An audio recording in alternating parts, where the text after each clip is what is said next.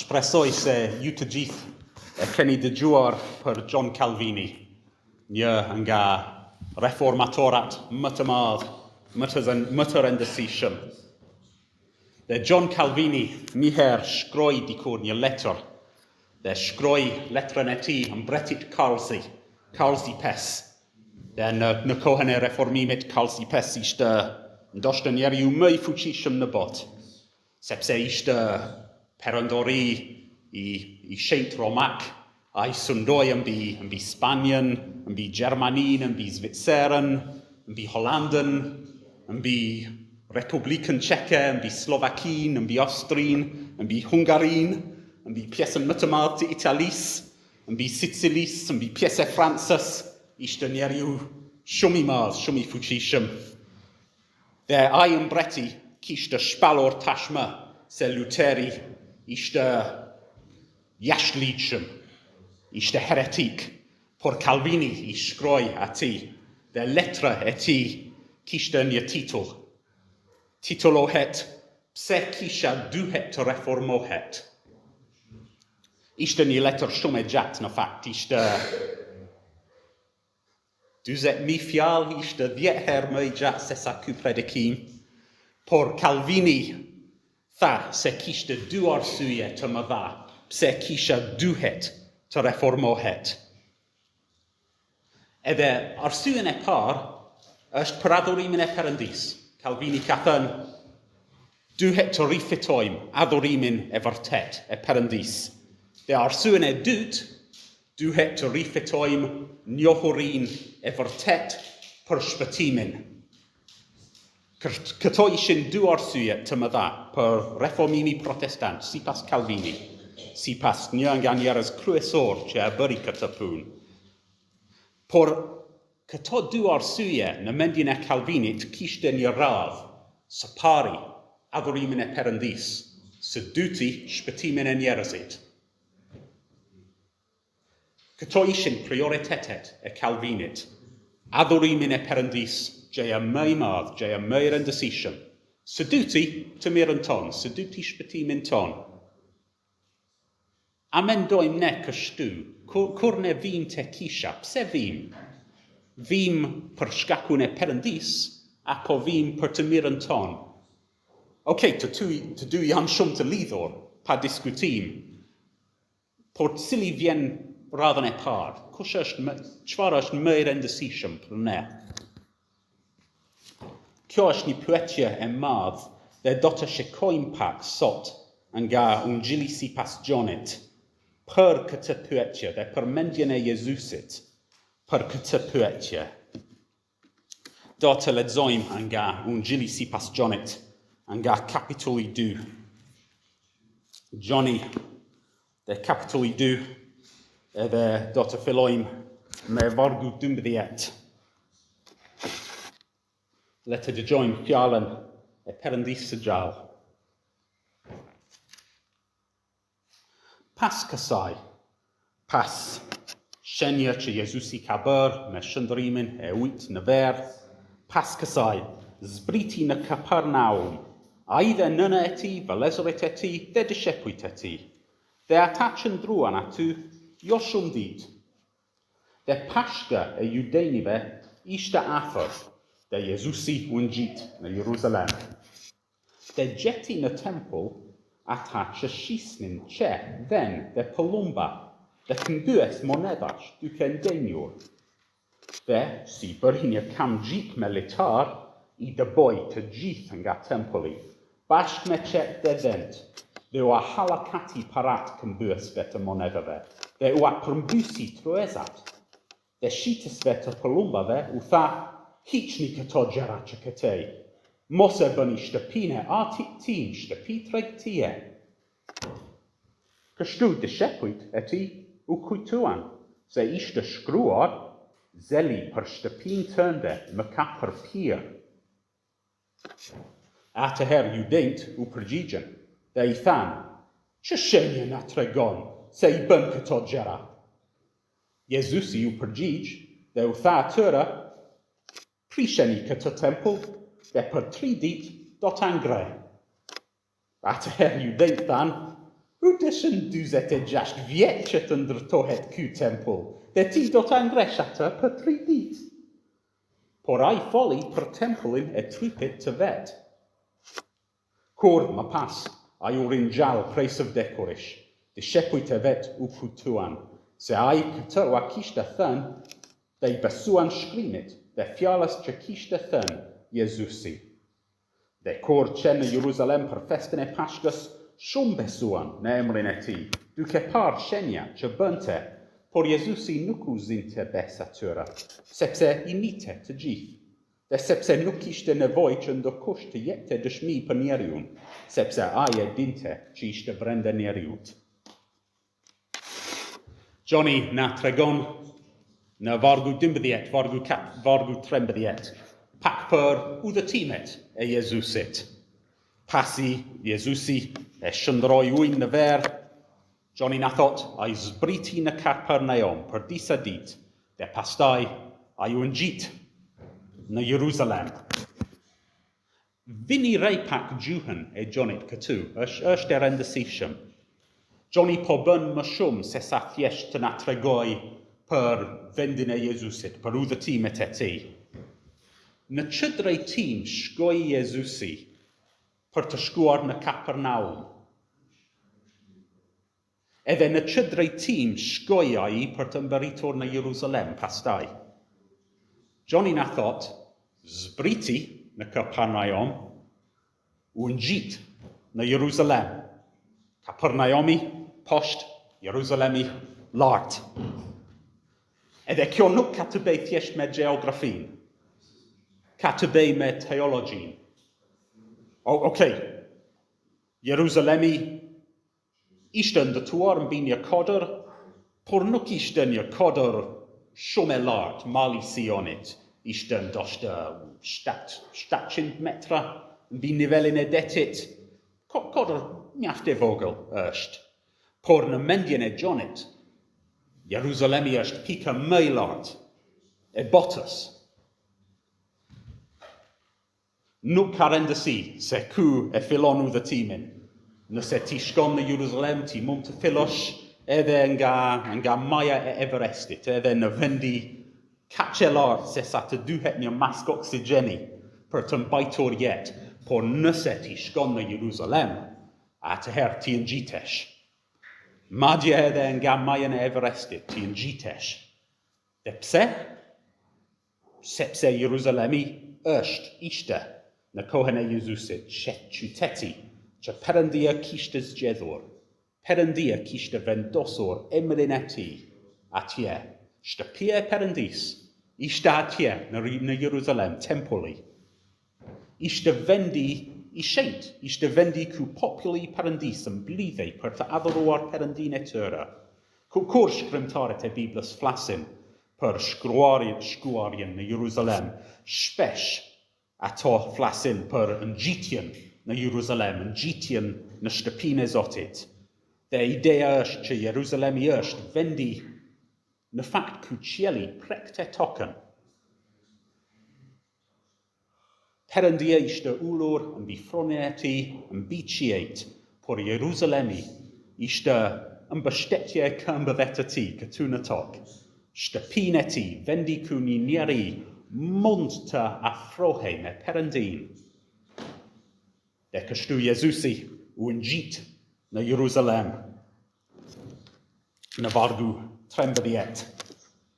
Edhe u ngjit në fakt direkt në tempulli. Dhe Johnny na thot, ishte kohën e Pashkës, Pashka e Judejnive, ishte afër. Turma njerëzish vinin në Jerusalem për Pashk, çdo vit. Nga fshatra përreth, nga gjithë botën, ata vinin. Dhe tempulli në atë kohë mbushur me njerëz ishtin.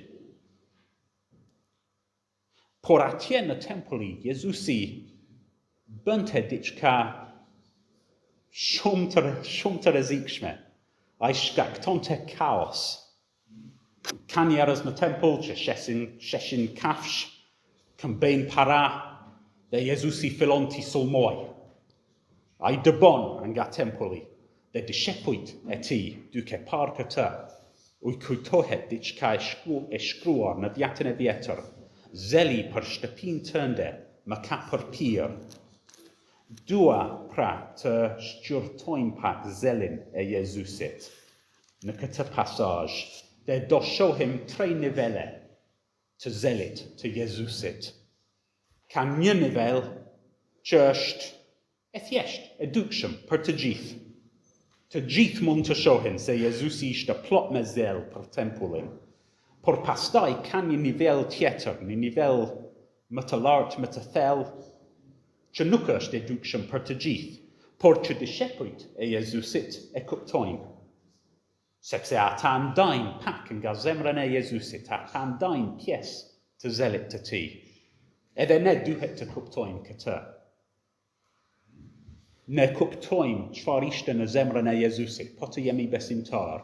Ne kuptojmë gjërat që bota nuk e kupton fare. Por pastaj kemi edhe një nivel i tretë. Ka një nivel të cilin hyn vetëm Jezusi në këtë pasazh. Dhe do shqyrtojmë pra 3 nivele e zelit të Jezusi. Në nivelin e parë, Jezusi ka zel për shtëpin e Perëndis, për tempullin. Siç thamë, ishte kohën e Pashkës, tempulli është mbushur me njerëz. Por Jezusi ka ardhur, ka shikuar dhe ka gjetur se nuk ishte mbushur me lutje, nuk ishte mbushur me adhurim. Jezusi në fakt gjen se ishte mbushur me tregtar. Krye priftërinjt që kishin sundim mbi tempullin, ata I kanë lejuar shitësit e kafshëve të ngren tezgat e tyre në oborret e tempullit.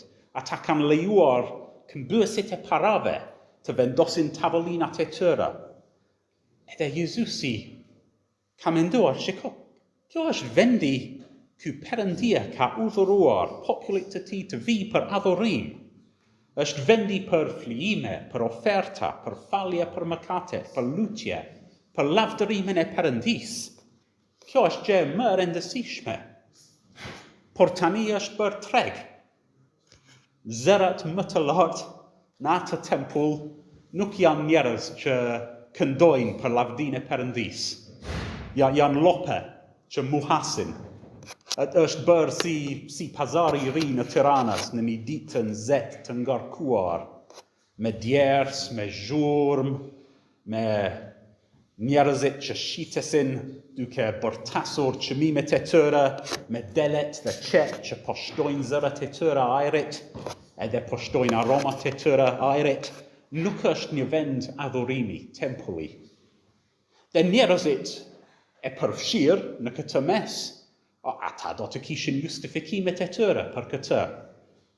Sepse kafshët që po shesin janë të gjitha kafshë sakrifikues.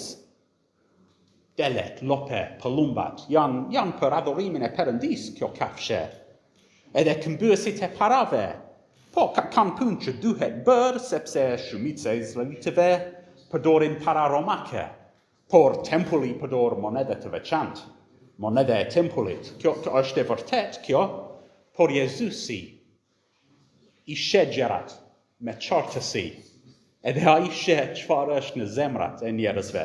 Shitësit e kafshëve dhe këmbësit e parave, ata mund të kishin bërë këtë në sheshin publik, jo brenda tempullit.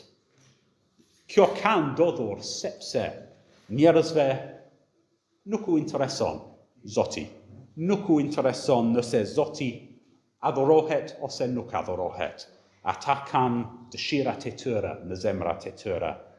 Dhe Jezusi e sheh dhe I zemërohet. Jezusi digjet nga zemërimi I drejt. Dhe ai ndërmerr veprime, kemi lexuar. Ai dëbon të gjithë dhe dëbon të gjithë me dhunë. Ndoshta ne mendojmë për Jezusin, ne mendojmë sa njeriu I butë ishte. Riur gjithmonë Jezusi. Por këtu, Jezusi është me zemërim flakërues. Bën një kamgjik militare, fillon të ra njerëz. Njerëz dhe delet dhe qet, përbus tavolinat, para, monedha, kudo, në dysheme, Edhe I thought, templi shtëpia atit ti, një shtëpi për adhurim. Ju keni bërë një shtëpi për treg ti. Ne shohim këtu zelin Jezusit për Perëndin, për atit të ti. Adhurimi I Perëndis është gjëja më e rëndësishme për Jezusin. Askush nuk ndalonte Jezusin. Edhe pse ai është vetëm një njeri, ka qindra shitës dhe blerës, madje ka polic në tempull të armatosur, por Jezusi në zemërimin e tij ishte kaq I fuqishme, kaq I pakundërshtueshme. Kjo është zelin e Jezusit për atin e tij, për adhurimin e atit. Edhe ne duhet të mendojmë pra, çfarë sheh Zoti Jezus tani, kur ai na shikon këtu? Jemi mbledhur për adhurimin e Perëndis. Të gjithë këtu, okej. Nga pamjen e jashtme jemi shumë të qetë dhe shumë mirë, nuk ka këtu një qe që do të na ndaloj në mes të lutjeve tonë. Mund të dëgjojmë fjalën e Perëndis, shumë mirë. Por Jezusi e dinte zemrën e njerëzve. Ai është I zelshëm për atin e tij. Pse ke ardhur ti në kish sot? Këta tregtar shkonin në tempull për hir të vetën, për të fituar para. S'kishin mend për Zotin, s'kishin mend për adhurim. Edhe shumë njerëz në fakt shkojnë në kish. Jo për para gjithmonë, por për të njëjtën arsye. Ata duan diçka për hir të vetes. Nuk duan thjesht për të adhuruar Perëndin. Duan miqësi, ose duan të ndjejnë se janë njerëz të mirë, njerëz të shenjtë, dhe kisha u jep atyre një afirmim moral. Por adhurimi I vërtet nuk ka të bëjë me ne, nuk është për ne. Adhurimi I vërtet është për Perëndin, është për Zotin. Kisha duhet të reformohet, thot Calvini, pikë së pari për shkak të Perëndis, për shkak të adhurimin e Perëndis. Nuk është e mirë që adhurimi I vërtet, adhurimi që I pëlqen Perëndis, të harohet.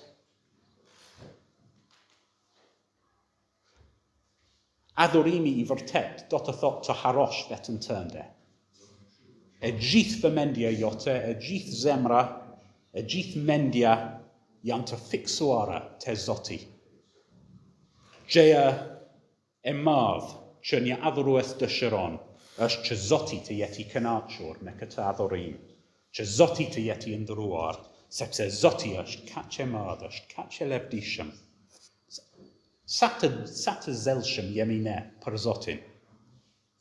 Sa shumë nga mendjet tona janë të përqendruara te Zoti dhe jo te vetja jonë. Jezusi kishte këtë në zemrën e tij, kishte një zel për adhurimin e vërtet, për adhurimin e Perëndis.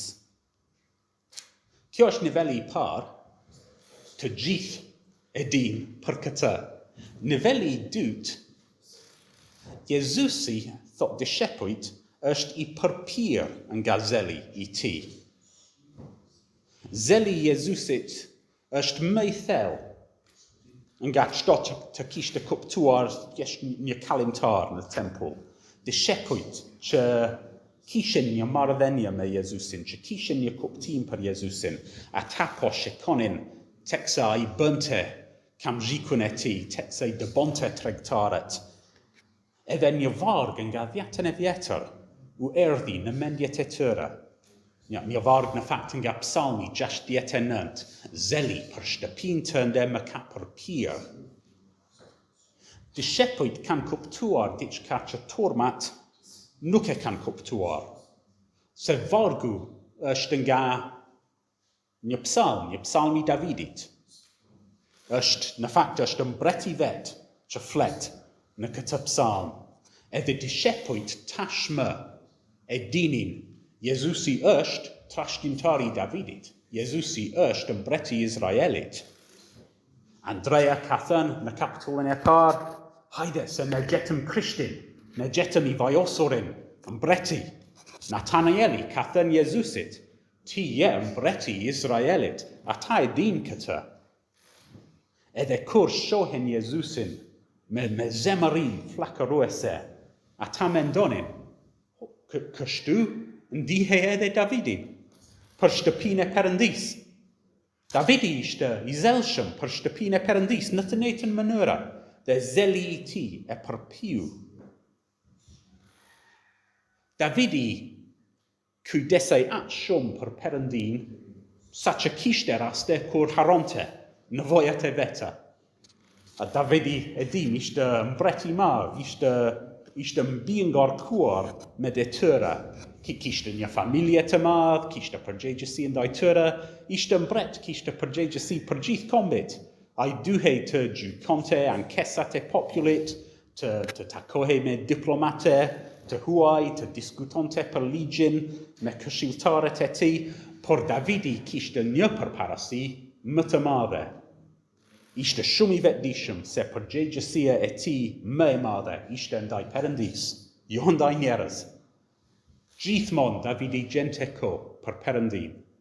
Shërbeu në tempull, shkroi më shumë se 70 psalme, ai kishte shumë përparësi, por përparësia e tij më e madhe ishte Perëndia, adhurimin e Perëndis. Dhe dishepujt shohin Iesusin në tempull dhe ata mendojnë, ky është trashëgimtari I Davidit. Psalmet janë të vërteta për Iesusin.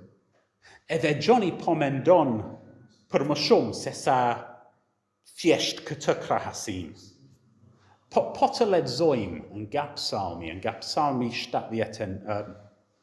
69, dhe vargu 8, vargu 9. Mbreti thot, unë jam bërë një I huaj për vëllezërit e mi, dhe për bite nënës sime, sepse zeli I shtëpisë sate më ka përpir, fyerjet e rëndë të atij që të thyen kanë rënë mbi mua.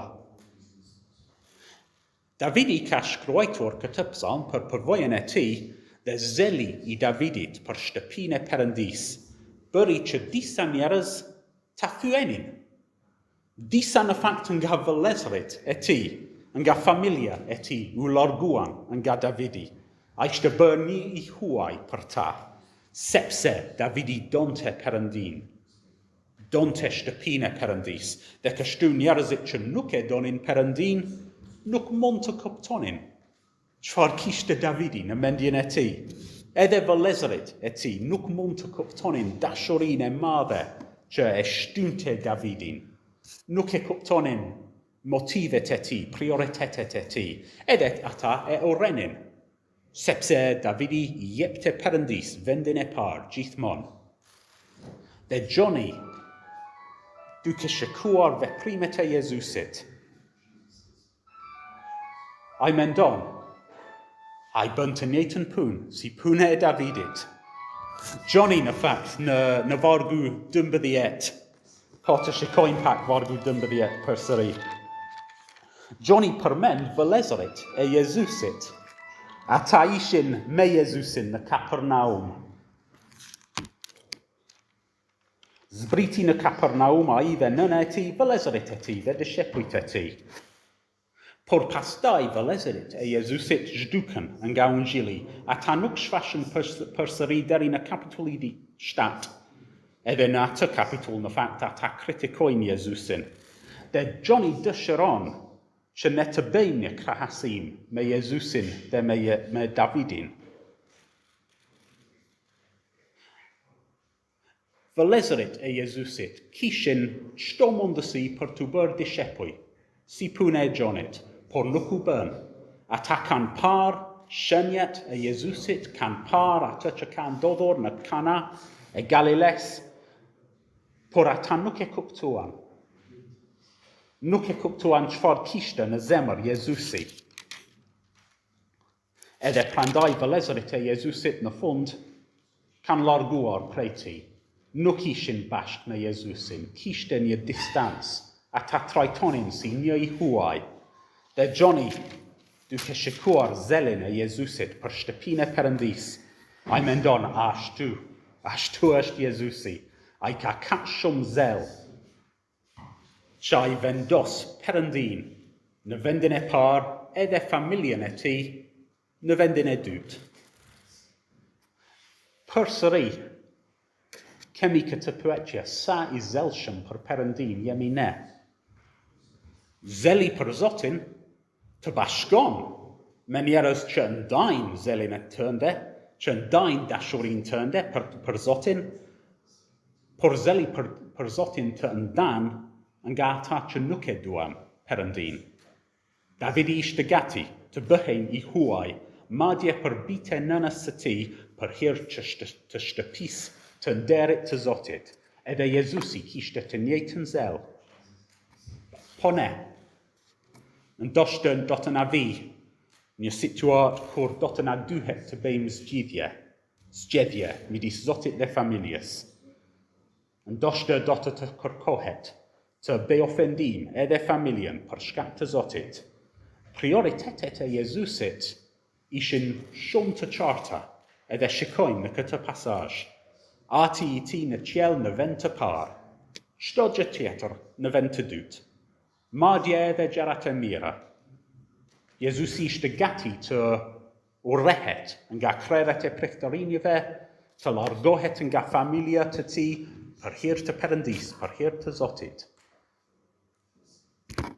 Ne shpresojmë se nuk do të ketë përplasje midis Zotit dhe familje, midis Zotit dhe përgjegjësitë e tjerë që kemi.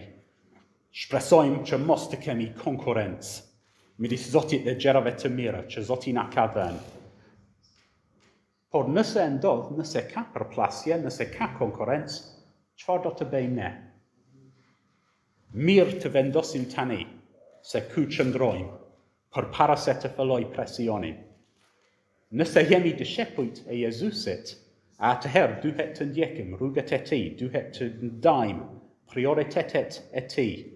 Jezusi interesohej kaq shumë për atë që bëhej në ndërtesën fizik në Jeruzalem, sa më shumë interesohet për zemrat e popullit të tij. Për çfarë kemi ne, për çfarë dashuri kemi ne për Zotin. Kishën e Jezusit, të cilin ai e bleu me gjakun e tij, ai na shikon me vëmendje, ai ka një zel për Perëndin, a kemi ne të njëjtën zel, ai dëshiron që ne të jemi shërbëtor të një Zot të vetëm. Kemi nivelin e parë, kemi nivelin e dytë, arrim prandaj në nivelin e tretë. Të gjithë mund të shihnin se Jezusi kishte zel për Perëndin. Dishepujt mund të shihnin pak më thellë, mund të bëjmë krahasime me Jezusi dhe Davidi, por në fakt, zeli I Jezusit është më I thellë, nga sa mund të kuptonte kushdo, edhe dishepujt e tij. Ne shohim në vargu 18 deri në 22, se Jezusi e dinte tashmë se ku do të çonte zelin e tij. Judejt në vargu 18 kërkojnë një shenje. Jezusi e ka prishur tempullin, e ka prishur edhe në kohën e Pashkës.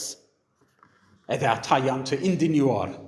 A si guxon ai të bëjë një gjë të tillë? Çfarë autoriteti ka ai? Dhe ata thonë Jezusit, na trego një shenje, na bën një mrekulli, na bëj një shenje, vërteto se je nga Perëndia, se ke të drejtë të bëj këtë. Por Jezusi refuzon. Ai nuk do të bëj një mrekulli sipas kërkesës. Ai do të bëj shumë shenje, në fakt në Jeruzalem, por jo sepse njerëzit e kërkojnë si të drejtën e tyre. Mrekullit shpesh në gjoni në fakt përshkruhet si shenja, edhe ne dim një shenje tregon diçka. Po të shohim një tabel rrugore që thot qendra me një shigjet, ne dim, na tregon, është një shenje, qendra është aty. Mrekullit e Jezusit, veprat e mbinatyrshëm e tij ishin shenja. Çfarë shënon? Çfarë na tregon shenjet e Jezusit? Na shënon për kush është Jezusi, për lavdinë e tij, Edhe na tregon për karakterin e mbretërisë së tij. Ai ka shndruar yw'n në ver, sepse mbretërinë e Jezusit është plot me bekim, me ver të ëmbël. Por këtu, Jezusi nuk do të bëjë një shenjë, sepse mrekullit janë shenjë të mbretërisë së Perëndis, dhe askush prej nesh nuk ka të drejtë për mbretërinë e Perëndis. Nuk është se ne mund të vim duke thënë, na tregon një shenjë. Është një dhurat, është një gjë edhe në falas. Edhe në vend të kësaj pra, Jezusi thot, prisheni këtë tempull, dhe për 3 ditë do të ngrej. Ai ka thënë, nuk do të bëj asnjë shenjë tani, që ju kërkoni, por në fakt do të bëj një shenjë më të madh në fund. Edhe judejt nuk e kuptojnë. Ata mendojnë se ai po flet për tempullin fizik të cilin Herodi ka ndërtuar. Është një tempull gjigant mbreslenëse me gur që pashojnë mbi 80 ton, edhe kështu që ata qeshin me Jezusin. Ata thonë, u deshin 26 vit që të ndërtohet këtë tempull. Ti do të ngresh atë për 3 ditë. Por Gjoni thot, më vonë, pasi Jezusi u ringjall prej së vdekuarish, ne kujtuam çfarë kishte thënë. Ai nuk po fliste për tempullin e ndërtuar me gur, ai po fliste për trupin e vet si tempulli. Vet Jezusi është tempulli i vërtet i Perëndis. Kjo është atë që Jezusi pretendon këtu. Trupi i tij është banesa e Perëndis. Gjoni na ka thënë tashmë në Ungjilin e tij, fjala e Perëndis u bë mish, dhe ne soditëm lavdinë e tij. Pali u thot Kolosianëve, sepse në të, në Jezusin banon trupërisht gjithë plotësinë e hynis.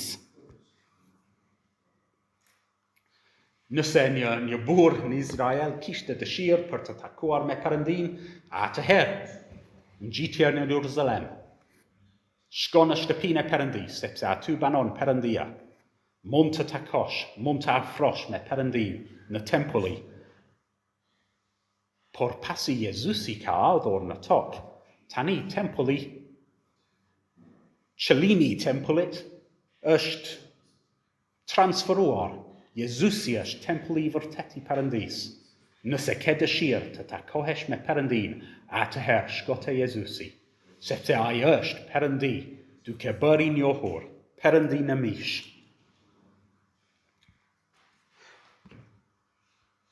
Dhe Jezusi thot, pra, prisheni këtë tempull, dhe pas 3 ditësh, unë do të ngrej përsëri, dhe ai po flet për vdekjen e tij, për ringjalljen e tij. Udhëheqësit judejt do të shkatërojnë trupin e Jezusit.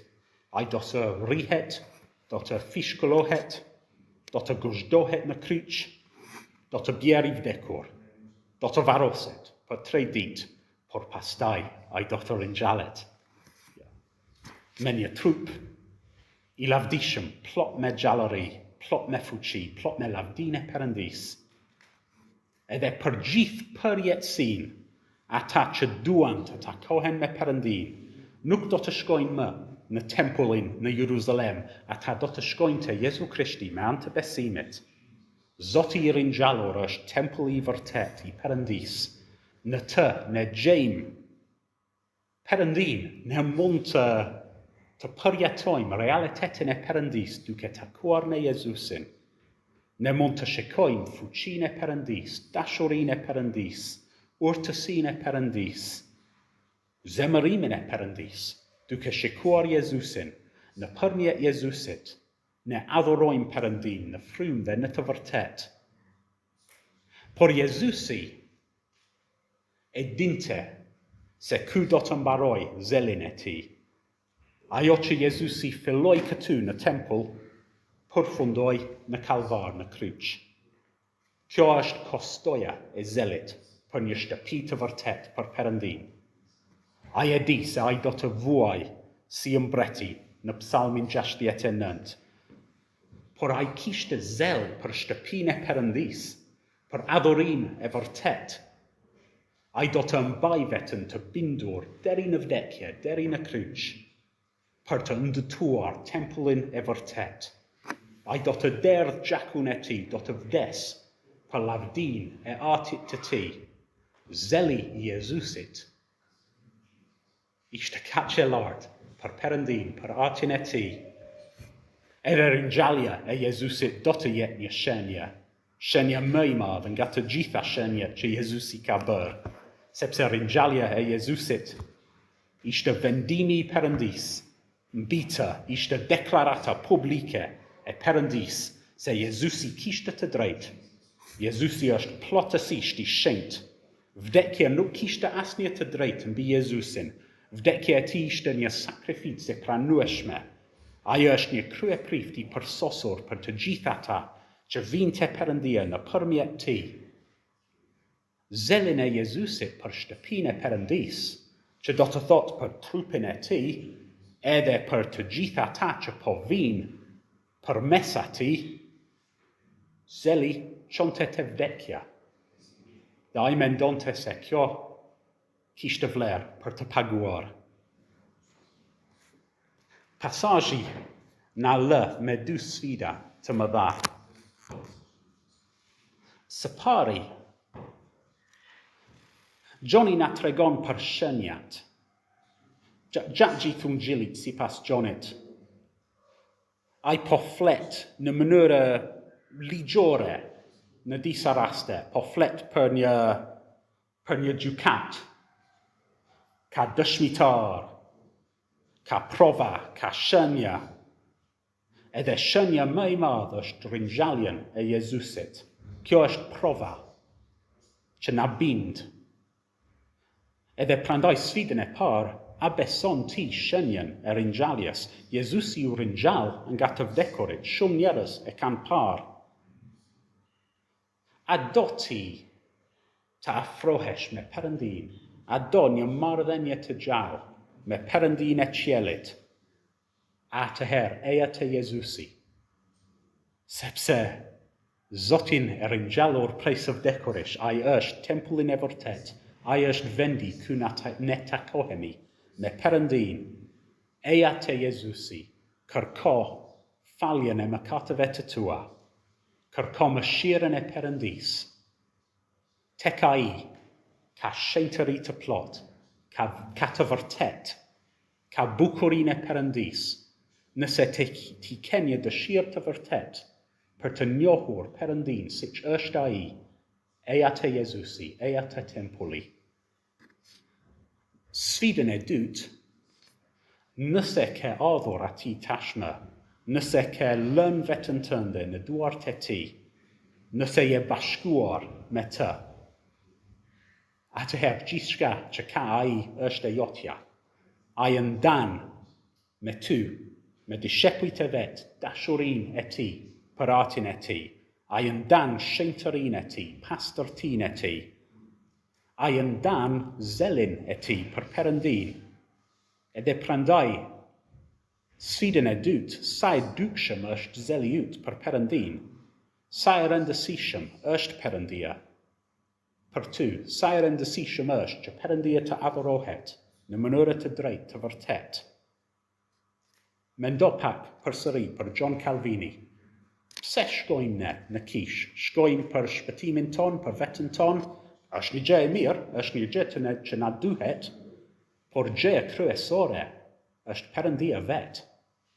Ata që janë të shpëtuar, ata që janë populli i Perëndis, ata kanë të njëjtën zel si Jezusi në zemrat e tyre. Jezusi ka shtuar një dashuri për Perëndi që do të sundojë mbi çdo dëshirë tjetër që ata e kanë. Le të lutemi pra për mëshirën e Perëndis mbi ne